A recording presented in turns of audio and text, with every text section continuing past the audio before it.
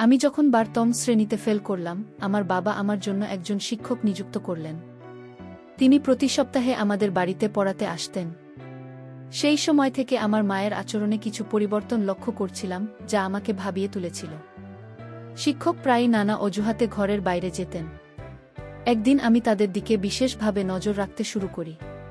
Sir আমার মায়ের ঘরে ছিলেন এবং তারা মিলে বেশ হাসাহাসি করছিলেন। যা দেখলাম তাতে আমি অবাক হয়ে গেলাম। একদিন যখন মা কাজের জন্য বাইরে গিয়েছিলেন, আমি বাড়িতে একা ছিলাম। টিউশনের প্রস্তুতি নিচ্ছিলাম এবং একটি ছোট ফ্রক পরেছিলাম যাতে আমাকে বেশ সুন্দর লাগছিল। আমি টিচারকে মনে মনে ভালোবাসতাম। যখন স্যার পড়াতে এলেন, তিনি আমাকে বারবার দেখছিলেন। কিছুক্ষণ পরে মৃদু হেসে বললেন, তুমি তো অনেক সুন্দর। তোমার মায়ের মতোই দেখতে ভালো লাগে। খুয়ের পর তিনি আরও বললেন, তোমার মধ্যে বিশেষ কিছু আছে যা আমি খুব পছন্দ করি। কি এই বলে তিনি আমার কাছাকাছি এসে বসলেন। আমার নাম পূজা। বয়স ১৭। ছোটবেলা থেকেই আমি কিছুটা শান্তশিষ্ট এবং সুন্দরী ছিলাম।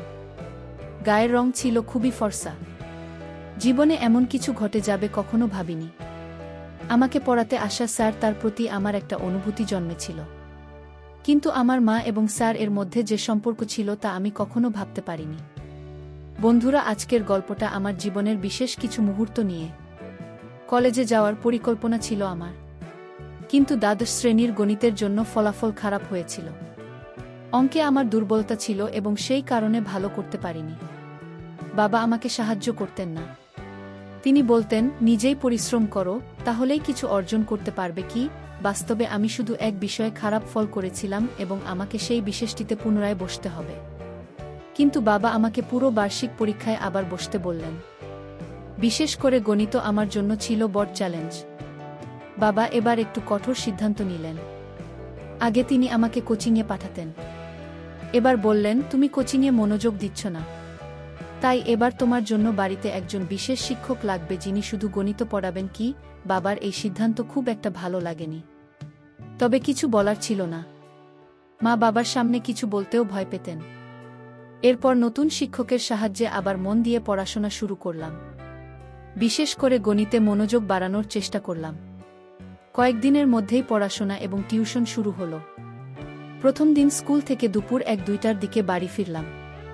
আর মা বললেন, সব গুছিয়ে নাও, কারণ তোমার টিউশন স্যার আসবেন। সেদিন প্রথমবার স্যার এর সাথে দেখা হলো। তিনি প্রায় ৩০ বছরের কম বয়সী একজন যুবক। মাতাকে জল দিলেন এবং তিনি লজ্জিত মনে করছিলেন। হয়তো আমি তার প্রথম ছাত্রী ছিলাম। প্রথম দিন স্যার খুব বেশি চাপ দেননি, তাই একটু স্বস্তি পেলাম। তবে স্যারকে দেখে মনে হয়েছিল তিনি বেশ পেশাদার এবং কিছুটা লাজুক প্রকৃতির। কিছুদিন ভালোভাবেই চল। শিক্ষকের পাঠদান ভালো ছিল, কিন্তু গণিত এখনও আমার জন্য কঠিন ছিল। মাঝে মাঝে টিউশনের সময় ঘুমিয়ে পড়তাম। শিক্ষক যখন পানি নিতে ঘর থেকে বের হতেন তখন ঘুম পেয়ে যেত। ঘুমিয়ে পড়লেও শিক্ষক এ বিষয়ে কিছু বলতেন না, এমনকি মার কাছে অভিযোগ করতেন না। বুঝতে পারছিলাম যে তিনি ভালো মানুষ। তবে আমার ঘুমের পরে কিছু চলছিল যা আমার জানা ছিল না। মা এবং শিক্ষকের মধ্যে কিছু চলছিল, তবে তখনও বিশ্বাসটি পরিষ্কার ছিল না। একদিন টিউশনের সময় হঠাৎ আমার কাছে শুরু হলো এবং থামছিল না। শিক্ষক আমার পিঠে হাত দিয়ে সাহায্য করছিলেন। কাশির শব্দে মা জল নিয়ে এলেন। তখন শিক্ষকের হাতের সাথে মায়ের হাত স্পর্শ করল, যা দেখে আমি কিছুটা অস্বস্তি অনুভব করলাম। কেন জানি মায়ের উপর রাগ হচ্ছিল। সেই সময় কি ঘটছিল তা পুরোপুরি বুঝতে পারছিলাম না। পরের দিন স্কুলে গিয়ে বিরতির সময় আমার বন্ধু তানিয়ার সঙ্গে দেখা হলো। তানিয়া আমার পুরনো বন্ধু। আমরা দুজনে দ্বাদশ শ্রেণী পর্যন্ত একসাথে পড়েছি। সে আমার মতো ফেল করেনি, তাই কলেজে ভর্তি হয়েছে। সেদিন তানিয়াকে এক ছেলের সাথে দেখলাম। জিজ্ঞেস করলাম, তুমি সবসময় এই ছেলেটির সাথে সময় কাটাও কেন? সে উত্তর দিল, এটা আমার বয়ফ্রেন্ড। কুতার কথা শুনে আমি তাকে বোঝানোর চেষ্টা করলাম, তানিয়া এত কম বয়সে এসব তোমার জন্য সঠিক নয়। প্রেমের জন্য এখনো সময় আছে। কি তানিয়া হেসে বলল, পূজা, কলেজ লাইফ তো এসব করার জন্যই।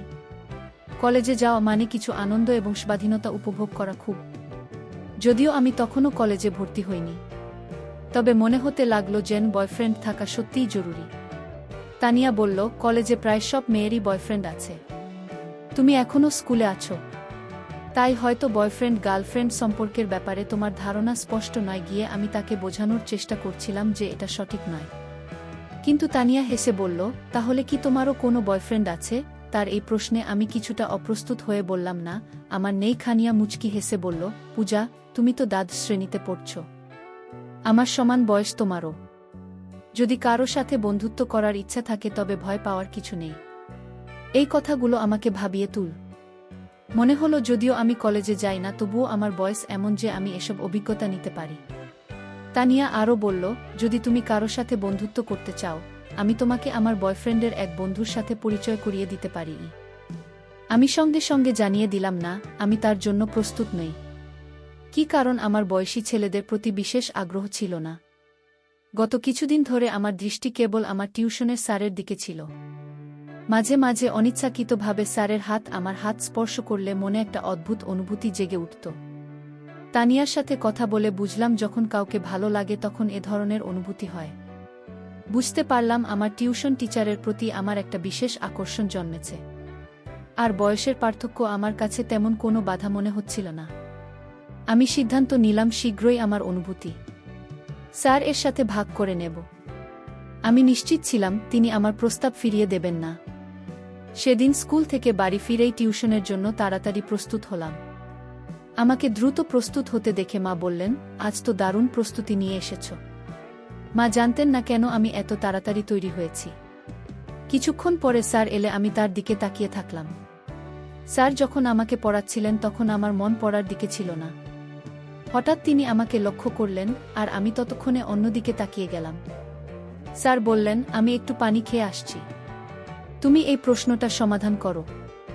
আমি সম্মতি জানালাম, কিন্তু মন পড়ায় ছিল না, বরং তার দিকেই মনোযোগী ছিলাম। মনে মনে তাকে ভালোবাসতে শুরু করেছিলাম, কিন্তু কিভাবে সেটা তাকে জানাব বুঝতে পারছিলাম না। কিছুক্ষণ পর যখন স্যার অনেকক্ষণ হয়ে গেলেও ফিরে আসছিলেন না, তাকে খুঁজতে বাইরে গেলাম। দেখি তিনি হলরুমে মায়ের সাথে বসে গল্প করছেন। তার হাত মায়ের কাঁধে ছিল, যা দেখে আমার কিছুটা অস্বস্তি হল। আমি দেখেই যেন নিজেকে সামলে নিলাম। মা বললেন, আমি চা নিয়ে আসছি, তুমি পূজা টিউশন চালিয়ে যাও। স্যার ঘরে ফিরে আসার পরে আমি তার কাছে কিছু গণিতের প্রশ্ন জিজ্ঞাসা করতে লাগলাম। আমি আসলে কিছুই বুঝছিলাম না, কিন্তু ইচ্ছাকৃতভাবে বারবার তার কাছে প্রশ্ন করছিলাম। পড়ানোর সময় স্যার আমাকে একটি সংখ্যা লেখার জন্য বললেন, কিন্তু ভুলবশত আমি সেটি উল্টো লিখলাম। স্যার আমার হাত ধরে সঠিকভাবে লেখার পদ্ধতি শেখাতে লাগলেন। তার স্পর্শে আমার মনে এক ধরনের খুশির অনুভূতি জাগ্রত হল। আমার প্রিয় মানুষটি আমার এতটা কাছাকাছি ছিলেন যে আমি তার দিকে হাসি মুখে তাকিয়ে রইলাম। ঠিক তখনই মা চা নিয়ে ঘরে এলেন, আর স্যার সঙ্গে সঙ্গে কিছুটা দূরে সরে গেলেন। আমি মা এবং স্যারের সম্পর্কের দিকে তখন অতটা মনোযোগ দিচ্ছিলাম না, বরং কিভাবে তাকে আরও বেশি আকর্ষণ করব তা ভাবছিলাম। পরের দিন টিউশনের মাঝে স্যার আবার পানি খাওয়ার জন্য বেরিয়ে গেলেন। অনেক সময় পার হলেও তিনি ফিরে আসছিলেন না। তাকে খুঁজতে বের হলাম।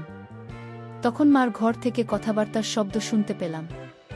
ধীরে ধীরে ঘরের দিকে এগিয়ে গেলাম এবং দেখলাম স্যার এবং মা ঘরের ভেতরে বসে আছেন এবং খুব কাছাকাছি। স্যারের একটি হাত মায়ের কাঁধে রাখা ছিল। এই দৃশ্য দেখে আমি হতবাক হয়ে গেলাম। আমার পছন্দের মানুষটি আমার মায়ের সঙ্গে এতটা ঘনিষ্ঠ অবস্থায় ছিলেন। আমি নিজেকে সামলে কিচেন থেকে একটি কাচের গ্লাস নিয়ে মায়ের ঘরের দরজার কাছে গিয়ে ফেলে দিলাম। গ্লাসের শব্দে তারা দ্রুত বাইরে চলে এলেন। মা বললেন, গ্লাস হাত থেকে পিছলে গেছে গি। স্যার বললেন, তুমি এখানে কি করছিলে? আমি সোজাসুজি তাদের দিকে তাকালাম। স্যার বললেন, তোমার মায়ের মোবাইলের সমস্যা দেখা দিয়েছিল, তাই আমি সাহায্য করতে এখানে এসেছিলাম। কি তার কথার ধরন থেকেই বুঝলাম তাদের মধ্যে বিশেষ কিছু সম্পর্ক আছে যা তারা আমার কাছ থেকে লুকাতে চাইছেন। আমি মার মেয়ে, তাই এটা বুঝতে পারছিলাম। আমি জানতাম আমার তুলনায় আমি তরুণ, তাই স্যার অবশ্যই আমার প্রতি আকৃষ্ট হবেন।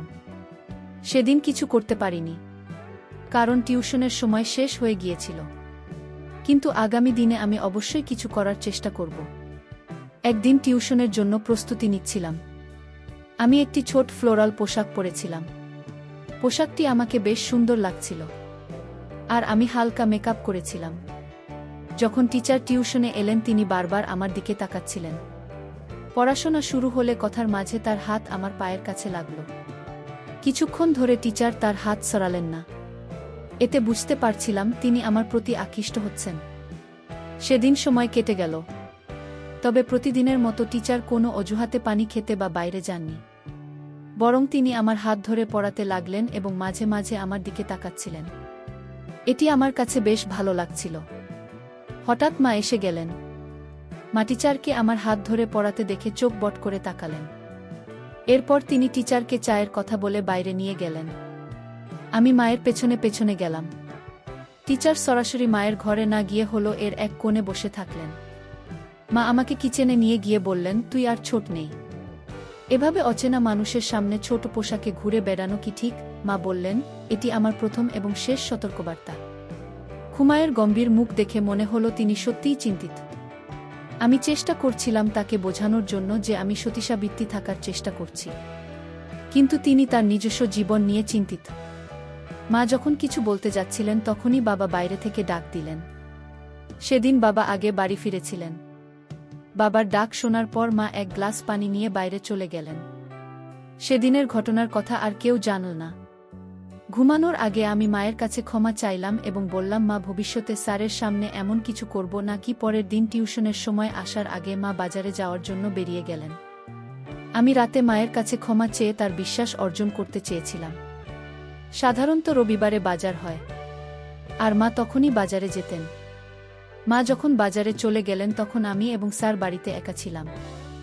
অচিরেই টিচার আমার হাত ধরে আমাকে গণিত পড়াতে শুরু করলেন।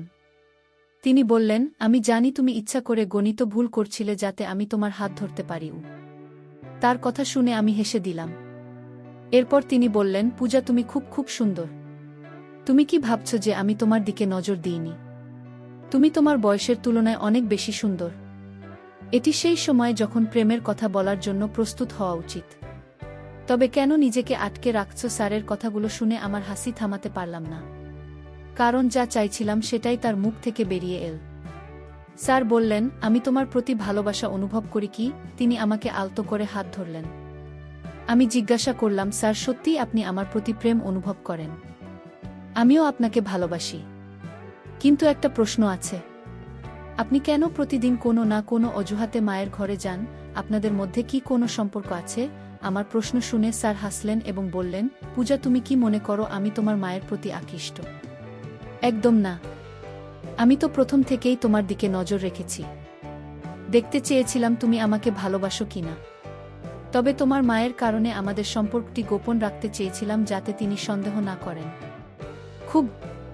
তিনি আরও বললেন, আমি ভয় পেয়েছিলাম যদি আমার অনুভূতি প্রকাশ করি তবে তুমি যেন অপ্রস্তুত হয়ে না যাও, তাই কিছু বলিনি। খুব পরে ধীরে ধীরে স্যার আমার কাছে আসতে শুরু করেন এবং আমাদের মধ্যে প্রেমের সম্পর্ক গড়ে উঠতে থাকে। হঠাৎ আমার ঘরের দরজা খুলে যায় এবং সেখানে মা দাঁড়িয়েছিলেন।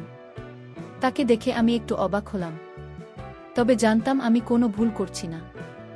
আমি শুধু একজন বন্ধুর সাথে সময় কাটাচ্ছিলাম। মা আমার কাছে এসে স্যারকে দূরে সরিয়ে দিলেন এবং বললেন, ভালো হয়েছে। আমি যদি মোবাইলের দিকে নজর না দিতাম তবে তোমাদের আসল সম্পর্ক আমার চোখে ধরা পড়ত না। মোবাইল রেখে আসতে ভুল করেছিলাম বলে আমাকে আবার বাড়িতে ফিরে আসতে হলো। মা বললেন, প্রিয়া, এত কম বয়সে আমি জানি না তুমি কি করছো। আমি গতকালই তোমাকে সতর্ক করেছিলাম, কিন্তু আজকে তুমি আবার সেই অবস্থায় পৌঁছে গেছো। কোসার মাকে বোঝানোর চেষ্টা করে বললেন, আপনার মেয়ে বেশ কিছুদিন ধরে অদ্ভুত আচরণ করছে। আজ সে নিজেই আমার কাছে এসব নিয়ে আলোচনা করতে এসেছিল। পারো। আমি ইচ্ছাকৃতভাবে এসব করেছি যাতে তুমি বুঝতে পারো এই ব্যক্তির আসল চেহারা কি। আমি বললাম, এই টিউশন শিক্ষক আমাদের বাড়ির 2 নারীর সঙ্গে এক ধরনের অসৎ ব্যবহার করছে। তুমি হয়তো তার প্রেমে পড়তে পারো, কিন্তু আমি পারি না গিয়ে। আমি কয়েকবার তোমাদের দুজনকে একসঙ্গে দেখেছি, তাই এসব ঘটনাকে সাজিয়েছি যাতে তোমার কাছে এই লোকটির মুখোশ খুলে দিতে পারি। যখন স্যার পড়াতে আসেন আমি মায়ের মোবাইলে ভিডিও রেকর্ডিং শুরু করি এবং সেটি ঘরের এক কোণে রেখে দিই। যে কোনো কিছু তিনি মায়ের সম্পর্কে বলতেন, সবকিছুই সেই মোবাইলে রেকর্ড হয়ে যেত। যখন মা ভিডিওটি দেখলেন তিনি বুঝতে পারলেন যে স্যার তাদের সঙ্গে প্রতারণা করছেন। মা সেই নালাইকে পুলিশে দেওয়ার হুমকি দিলে তিনি পালিয়ে গেলেন। এরপর মা বললেন, পূজা, আমি অনেক ভুল করেছি জানি, কিন্তু আমি কি করব? তোমার বাবা আমাকে সময় দেন না। যেদিন তোমার টিউশন শিক্ষক বাড়িতে এলেন সেদিন থেকেই তার সঙ্গে কথা বলা শুরু করি। তখন মনে হয়েছিল সে আমার মনের কথা বুঝতে শুরু করেছে। তার মিষ্টি কথায় আমি এতটাই আবদ্ধ হয়ে পড়েছিলাম যে তার স্বার্থপর প্রেমকে সত্যি মনে করতে শুরু করি। আমি এতটাই তার প্রেমে মগ্ন ছিলাম যে তোমার কথাও ভুলে গিয়েছিলাম। ক্ষমা আরও বললেন, আমি সেই নালাইকের সঙ্গে বিয়ে করার কথাও ভাবছিলাম, কিন্তু বুঝতে পারিনি যে তার তোমার প্রতিও ভিন্ন দৃষ্টি ছিল। সে আমার সঙ্গে প্রেমের অভিনয় করে আবার তোমার সঙ্গেও সময় কাটানোর চেষ্টা করছিল।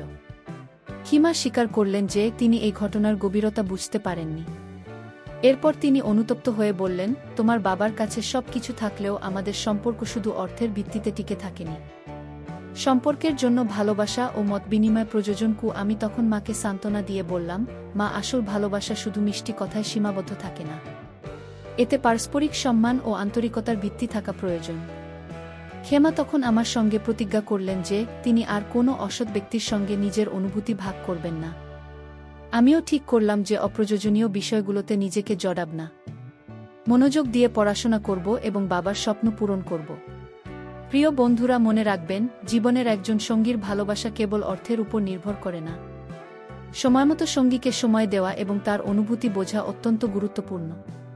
প্রত্যেক সঙ্গীর উচিত এটি বুঝতে পারা। তৃতীয় কোনো ব্যক্তি যদি আপনার সম্পর্কের দুর্বলতাকে কাজে লাগায়, তবে এটি বিপদের সংকেত।